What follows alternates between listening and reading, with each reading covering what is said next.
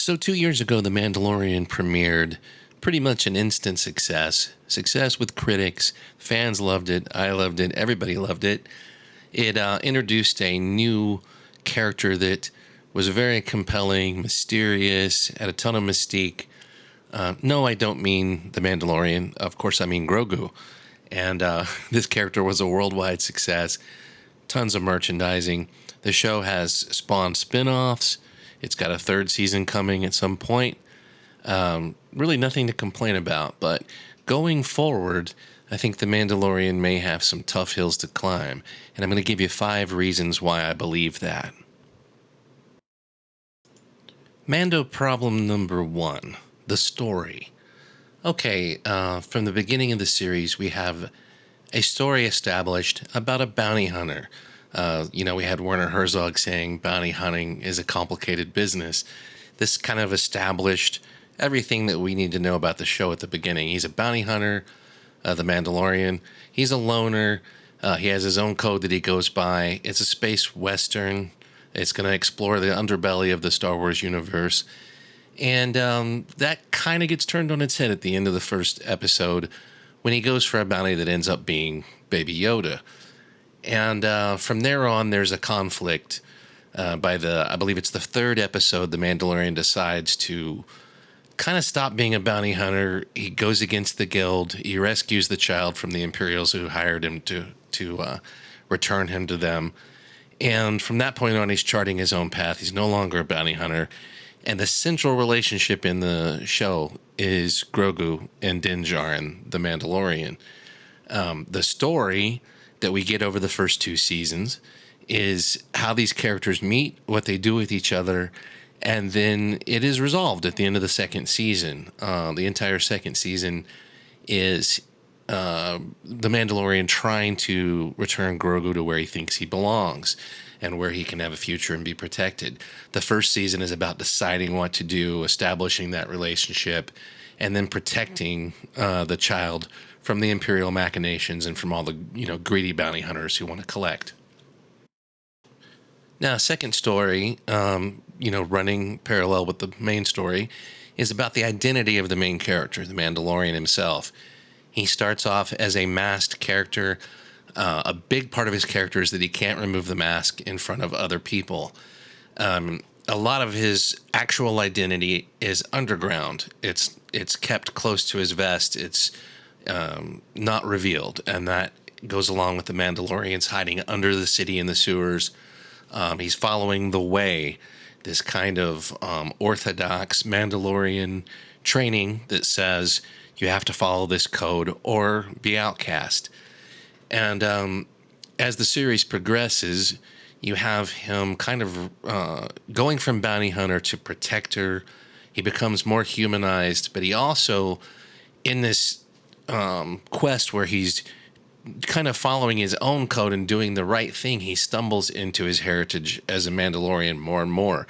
He comes into contact with the Beskar rewards, which, even the client says it'd be good to get this back in the hands of a Mandalorian.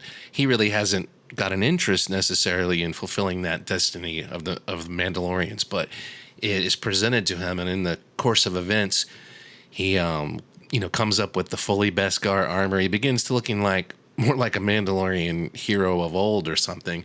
And by the end, just by following what he feels is right and trying to fulfill this mission of getting the child to safety, he actually ends up winning the Darksaber and literally holds in his hand, the palm of his hand, the legacy of Mandalore, a place that he only really seems to know about from a cult, the Children of the Watch, the ones that took him as a child, as a foundling, and trained him in the way.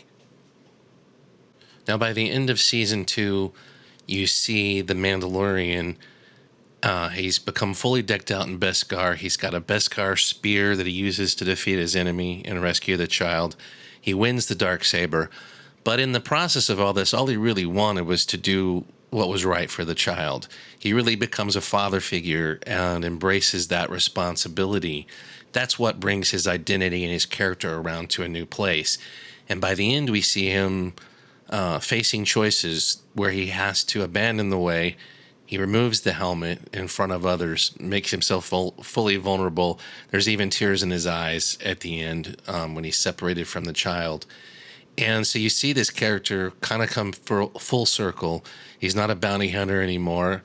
He's not a child of the watch anymore. He's not following the way anymore.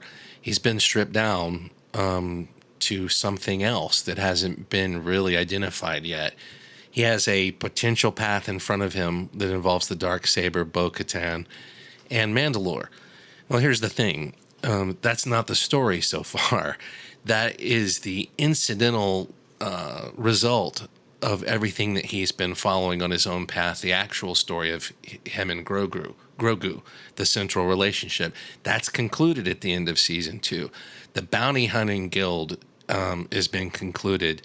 The followers of the way, pretty much from what we saw, were mostly killed. The story going forward seems to center more on what Bo-Katan wants. Bo-Katan is the one who covets the Darksaber. Bo-Katan is the one who wants to take back Mandalore. And she gets the Mandalorian to agree to help her in that quest in exchange for her help. So we can kind of conclude that the story going forward is going to be him reluctantly assuming this role that he stumbled into, where he looks like a hero of Mandalore because the Beskar armor, the Darksaber, the spear. He has the deeds, that they obviously glorify deeds and add the, symbols to your armor as you go along. And he's defeated his main enemy in Moff Gideon. So where does the story go? And why would the Mandalorian really be invested in the story going forward? We've seen his heart and soul kind of revealed at the end of season 2, and it has nothing to do with the Darksaber that he tries to give away. That's not his desire. And it's very difficult to have a story going forward when we don't know what the main character wants and what his identity actually is. All right, that brings me to Mando problem number 2. Who is the villain? For a story like this, in a Star Wars story, heroic fantasy, we need an antagonist. We have our protagonist, Din Djarin, we think. But we need an antagonist. Is it Bo-Katan? Is she going to turn on him for the Darksaber? We know nothing in this series about Mandalore. It hasn't been established. It's just been spoken about. We know nothing about just vaguely what her quest is. Is Moff Gideon going to escape and come back? What would he want with the Mandalorian other than just revenge? Now, he does have a link to the past and Mandalore, and that is mentioned when he's introduced in season 1. And perhaps they're going to pull those strings together. Maybe they had this plan from the beginning, and that's why he was a Mandalorian, and not just because of the cool armor, but because they were always planning to go to Mandalore. Maybe the success of Grogu, was even bigger than they expected and kind of sidetracked the main story for a while, and this has all been planned out. But I do want to know who the villain is. We've suffered from kind of weak villains in a lot of Star Wars content and content in general. And I'm wondering where they're going to go with that. I'm moving along quickly. Mando problem number 3. The characters. Okay, you could say that the characters have been the strength and a little bit of the weakness of the show in the first 2 seasons because they haven't really gone for any kind of depth with any of them, but they have tremendous variety. Their character designs are great. The actors are fantastic.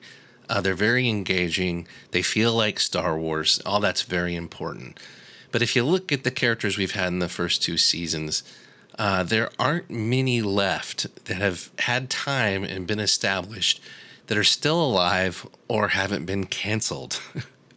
And of course, I'm referring to Cara Dune, Gina Carano, who, is no longer in the Star Wars universe and will get no conclusion to her story. This is one of the main relationships that the Mandalorian had. She's been established early on in season 1, has had a lot of screen time. They've taken time out to show us a lot of things about her character and the core of her character, what she believes in, how she'll react. All that is gone. And the conflict that they both went through that drew them together, the differences they had that they overcame to work together, all that stuff's gone. It's just gone. there's going to be probably no explanation unless she's recast. The character's recast, gone. It's just gone. There have been also other characters. The blue guy, Horatio Sands, who played by Horatio Sands. He's canceled. So he was comic relief, but he was kind of established as as much as a side main character as any of the others. You got Grief Karga, who is part of that original trio of Cara Dune, Grief Karga, the Mandalorian. Well, he's been established as really being a resident of that one planet now. He's an important figure there. Are they going to just regress that and turn him into something else? Just take that kind of character progression away so that he can become unanchored and join the Mandalorian on whatever he's doing? Or are they going to keep revisiting the same planet? And how is that going to work? I don't even believe I don't remember if he's in charge of the Bounty Hunters Guild anymore or not, but he's become more of a political figure. And you've got IG-11, he was destroyed. You've got another character, Queel, who was fantastic, and they spent possibly the most time establishing the relationship between him and the Mandalorian. He was one of the most kind of developed characters, and he was killed at the end of season 1, so he's gone. There's no going back on that. You have Grogu, who has by far the most screen time in the series, except for maybe the Mandalorian. Luke took him away. He's gone. I don't see how you can undo that story by the time the next season begins. He has to go somewhere and learn something. If he comes back and he's learned something, he's going to be completely different. He'll no longer just be kind of a passive. He'd have to be much more of an active character, have powers. They're really gonna be flirting with a lot there if they bring him back. Now we've got characters like the mechanic on Tatooine. Are we going to keep going back to Tatooine? We've also got the sheriff there. Is he coming back? Timothy Oliphant? I mean, that would be great, but again, he's established character in one location. He has responsibilities. Is he going to just pull up stakes and go join another story? We had Boba Fett, Fennec Shan. They've got their own show. They've been spun off. Are they going to come back? How does the story work in where they have something to do?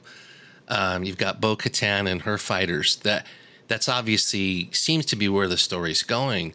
But again, how much of that, the Mandalorian is going to be a new character in that story, and he's going to have to be introduced to everything, and just like us. So it's going to be completely different. You've got other side characters like the mercenaries in the episode The Prisoner. Those were cool characters, I guess, but is anybody really clamoring to have those guys back? I don't know. It'd be a cool cameo, I guess. The character that might be the most interesting for a return that's been established is Bill Burr's Mayfield. After kind of a lackluster introduction in the Prisoner episode, right? I'm not sure his character worked that well. He was brought back and just worked incredibly well. And the problem is, as we all know, we've got a lot of cancellations going on here. What are the odds that Bill Burr will not become radioactive to Disney at some point? How much are they going to bring this character back? Are they going to invest in him to suddenly, have him just disappear? Just have a look at this. All these characters that have either been killed or canceled or are written into a corner, pretty much in one location because of their character development.